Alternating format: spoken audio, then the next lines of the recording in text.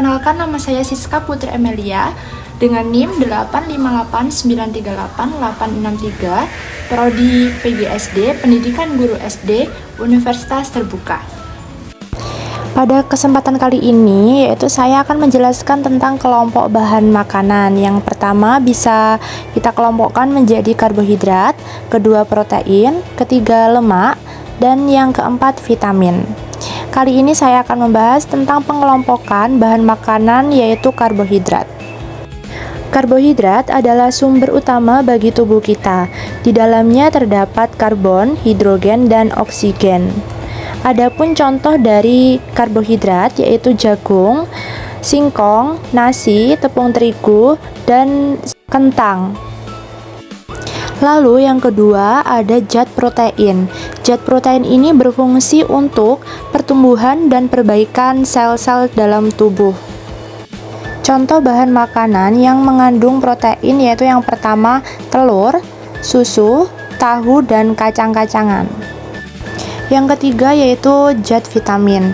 Zat vitamin ini tidak bisa diperoleh oleh tubuh dan harus didapatkan di dalam bahan makanan yang terdapat vitaminnya, yaitu contohnya ada wortel, terong, timun, dan lain sebagainya. Dan yang terakhir yaitu ada zat lemak, yaitu berfungsi sebagai cadangan energi dan pelindung bagi organ tubuh. Adapun contohnya yang pertama, minyak, mentega, santan, kemiri, dan gula.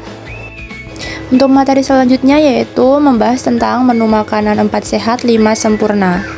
Makanan 4 sehat 5 sempurna mencakup makanan pokok, lauk pauk, sayuran, buah, dan susu. Adapun makanan pokok yaitu yang pertama contohnya nasi, jagung, kentang, ataupun roti, dan lauk pauk contohnya ikan, daging, telur, tahu, dan tempe. Dan adapun sayuran sebagai vitamin maupun serat.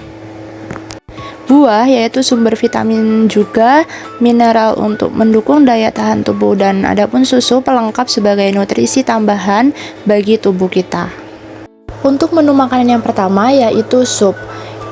Dan kondimen dalam sup tersebut yaitu ada wortel sebagai vitamin, kentang sebagai pengisi karbohidrat, kol, daun bawang, seledri, bawang merah, dan tomat untuk pengisi vitamin juga. Menu makanan yang kedua yaitu ada gimbap. Kondimennya yaitu nasi sebagai karbohidrat, daging ayam sebagai protein, nori atau rumput laut sebagai vitamin, dan selada air, wortel, dan timun juga termasuk ke dalam zat vitamin. Untuk menu makanan yang ketiga yaitu saya ada es campur. Dari kondimennya susu sebagai protein, mangga, apel, anggur, alpukat, dan semangka sebagai bahan kelompok buah sebagai vitamin. Untuk pembahasan yang terakhir yaitu modul 3 makanan, uji karbohidrat dan uji lemak. Untuk uji karbohidrat pada percobaan kali ini yaitu menggunakan larutan betadin. Larutan betadin akan diteteskan ke setiap bahan makanan. Jika bahan makanan tersebut berubah warna menjadi ungu atau hitam, maka bahan makanan tersebut mengandung karbohidrat atau amilum. Contoh bahan makanan yang pertama yaitu nasi. Nasi yang ditetesi dengan larutan betadin berubah warna menjadi ungu pekat, berarti menunjukkan bahwa nasi mengandung karbohidrat atau amilum. Dan bahan makanan yang kedua yaitu apel. Apel setelah ditetesi larutan betadin berubah warna menjadi coklat, yang berarti tidak mengandung karbohidrat atau amilum. Bahan makanan yang ketiga yaitu tahu putih. Tahu putih setelah ditetesi larutan betadin berubah warna menjadi coklat, yang berarti tidak mengandung karbohidrat atau amilum. Dan bahan makanan yang keempat yaitu biskuit. Biskuit setelah ditetesi dengan larutan betadin berubah warna menjadi ungu pekat, yaitu yang menunjukkan bahwa biskuit mengandung karbohidrat atau amilum. Dan yang kelima yaitu ada bahan makanan pisang. Pisang tidak mengandung karbohidrat karena setelah ditetesi oleh larutan betadin tidak berubah warna menjadi ungu, melainkan warna coklat. Selanjutnya ada bahan makanan yaitu kentang. Kentang setelah ditetesi oleh larutan betadin berubah warna menjadi coklat, yang berarti tidak mengandung karbohidrat atau amilum. Dan selanjutnya ada bahan makanan tepung terigu. Tepung terigu setelah ditetesi larutan betadin berubah menjadi warna hitam atau ungu pekat, yang artinya mengandung karbohidrat atau amilum. Dan selanjutnya ada gula pasir. Gula pasir tidak berubah warna menjadi warna ungu ataupun hitam, hanya berubah warna menjadi coklat. Berarti gula pasir tidak termasuk dalam bahan makanan yang mengandung karbohidrat atau amilum.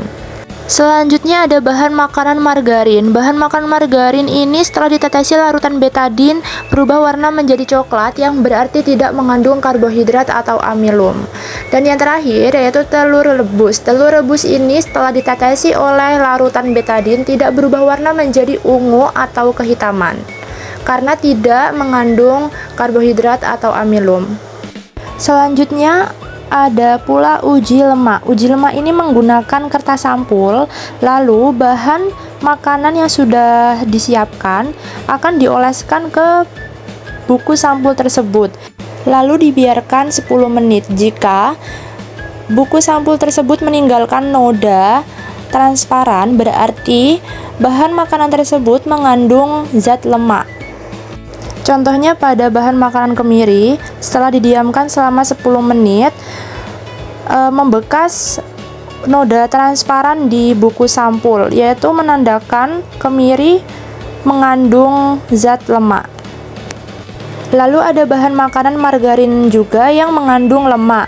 Bisa dilihat yaitu setelah margarin didiamkan selama 10 menit di kertas sampul menjadi ada noda transparan seperti gambar tersebut, maka margarin termasuk dari kandungan lemak. Ada pula kacang tanah yang setelah didiamkan di buku sampul selama 10 menit dan terdapat noda transparan seperti gambar tersebut, berarti kacang tanah mengandung lemak. Adapun wortel, singkong, biji jagung, air, dan susu tidak mengandung lemak dikarenakan setelah didiamkan selama 10 menit di kertas sampul tidak mengandung noda transparan seperti kemiri dan margarin maupun kacang tanah.